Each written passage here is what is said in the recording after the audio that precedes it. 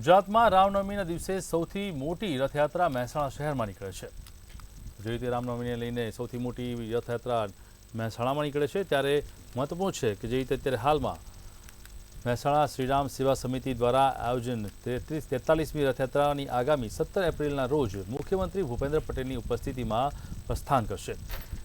મહેસાણા શ્રીરામ સેવા સમિતિને 43 વર્ષ અગાઉ ભગવાન શ્રીરામની નગરચર્યા માટે પ્રથમવાર રામનવમીના દિવસે રથયાત્રા શરૂ કરી હતી।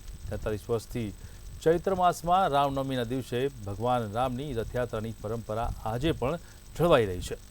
રામનવમીની રથયાત્રા 3 કિલોમીટર લાંબી હોય છે અને 7 કિલોમીટરના અંતરમાં ભગવાન રામ નગરચર્યા કરશે અને રામ ભક્તોને તેમના દ્વારા દર્શન આપશે। રથયાત્રા 5 હાથી, 21 ઘોડા અને 100થી વધુ ટ્રેક્ટર અને ઊંટ લારીઓ સાથે સવાર થશે અને તેમાં પૌરાણિક રથયાત્રા, રામયાત્રા પાત્રો અને ભજન મંડળીઓ પણ જોડાશે।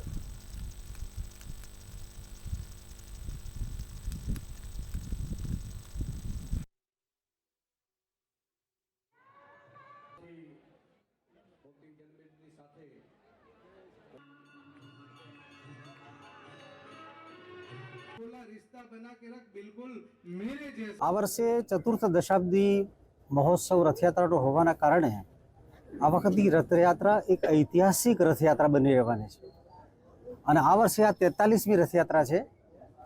અત્યાર સુધીના વર્ષોમાં સૌથી મોટામાં મોટી રથયાત્રા નીકળશે।